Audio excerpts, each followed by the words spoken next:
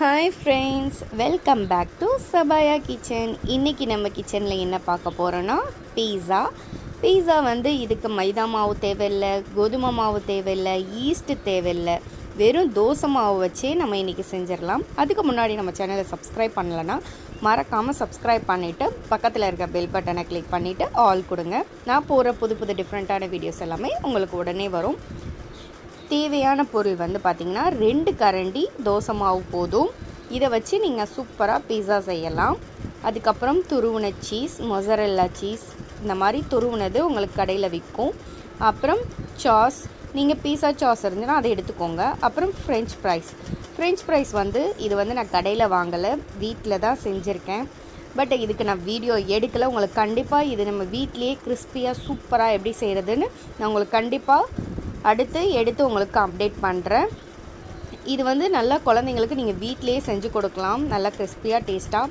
அப்புறம் onion, capsicum, corn வந்து வேக வச்சு எடுத்து வச்சுருக்கேன். கேப்சிகமும் இந்த மாதிரி நீளமாக கட் பண்ணிக்கோங்க, ஆனியனையும் நீளமாக கட் பண்ணி எடுத்துக்கோங்க. அப்புறம் இந்த மாதிரி ஒரு தவா இல்லைன்னா தோசை தவா எது வேணாலும் நீங்கள் எடுத்துக்கலாம். அதில் வந்து நம்ம கொஞ்சமாக ஆயில் தடவிட்டு நம்ம எடுத்து வச்சுருந்த மாவை இந்த மாதிரி மொந்தமாக ஊற்றிக்கோங்க. ரொம்ப நைஸாக ஊற்றிடக்கூடாது, அப்புறம் வந்து நம்ம எல்லாமே ரெடி பண்ணுறதுக்குள்ளே அது கருகிடும். ஸோ இதை ஊற்றின பிறகு நீங்கள் மீடியம் ஃப்ளேமில் வச்சுட்டு அது அந்த பபுள்ஸ் வர ஆரம்பிக்கும். தோசை மாவு விட்டோன்னே இது மாதிரி பபுள்ஸ் மாதிரி வர ஆரம்பிக்குது இல்லைங்களா, அது ஃபுல்லாக வந்த பிறகு தான் நம்ம அடுத்த ஸ்டெப்பை ஆரம்பிக்கணும்.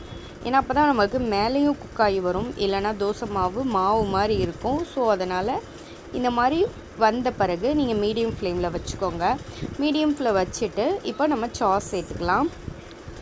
உங்கள்கிட்ட பீஸா சாஸ் இல்லைனா நார்மல் இந்த மாதிரி சாஸ் சேர்த்துட்டு சில்லி ஃப்ளேக்ஸ் கூட நீங்கள் சேர்த்துக்கலாம். இதை நல்லா ஃபுல்லாக தடவி விட்டுக்கோங்க. தடவி விட்டுட்ட பிறகு உங்களுக்கு நல்லா எவ்வளோ சாஸ் வேணுமோ அந்தளவுக்கு அந்த ஃப்ளேவருக்கு ஏற்ற மாதிரி நீங்கள் எடுத்துக்கோங்க. மயோனஸ் கூட நீங்கள் சேர்த்துக்கலாம், இன்னும் டிஃப்ரெண்ட்டாக டேஸ்ட்டாக இருக்கும். இப்போது சாஸ் தடவின பிறகு கொஞ்சமாக சீஸ் ஃபஸ்ட்டு லேயரில் கொஞ்சமாக ஒரு சீஸ் சேர்த்துக்கோங்க. ரொம்ப சேர்க்க வேண்டிய அவசியம் இல்லை, கொஞ்சமாக சேர்த்தா போதும். அதுக்கப்புறம் நம்ம எடுத்து வச்சுருந்த வெஜிடபிள்ஸ் எல்லாத்தையுமே ஸ்டஃப் பண்ணிடலாம். இந்த மாதிரி உங்களுக்கு என்ன ஷேப்பில் வேணுமோ, என்ன இதில் வேணுமோ அந்த மாதிரி வச்சுக்கோங்க. இந்த மாதிரி ஒன்று விட்டு ஒன்றா வச்சுக்கொள்ளலாம், கேப்சிகம், ஆனியன் எல்லாத்தையுமே. அதுக்கப்புறம் மேலே நம்ம ஃப்ரெஞ்ச் ஃப்ரைஸ் இருக்கு இல்லைங்களா, அதை வந்து நம்ம மேலே வச்சுக்க போகிறோம்.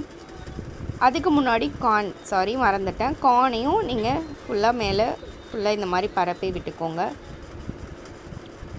அப்புறம் இதுக்கு மேலே நம்ம ஃப்ரெஞ்ச் ஃப்ரைஸை வச்சு சீஸ் தூவி விட்டோன்னா அவ்வளோதான், ஃபுல்லாத்தையும் வச்சாச்சு. இதுக்கு மேலே நிறைய நம்ம சீஸ் வைக்க போகிறோம். ஏன்னா பீஸானாலே நமக்கு சீஸ் தான் அந்த ஃப்ளேவர் கொடுக்கும்.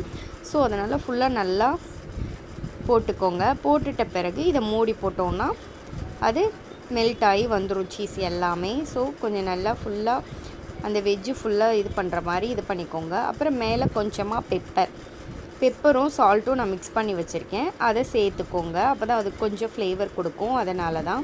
இப்போ இதை மூடி போட்டு மீடியம் ஃப்ளேம்லேயே வச்சு ஒரு 10 மினிட்ஸ் கூட அதிகம் தான், 5 மினிட்ஸ் போதும். ஏன்னா அது மெல்ட் ஆகி உங்களுக்கு வந்த பிறகே நீங்கள் ஆஃப் பண்ணிடலாம். பாருங்கள், சீஸ் எல்லாமே மெல்ட் ஆகிடுச்சு. நம்ம சூப்பரான எம்மியான பீஸா ரெடி ஆயிடுச்சு. நீங்கள் ட்ரை பண்ணி பாருங்கள், லைக் பண்ணுங்கள், மறக்காமல் ஷேர் பண்ணுங்கள். தேங்க்யூ.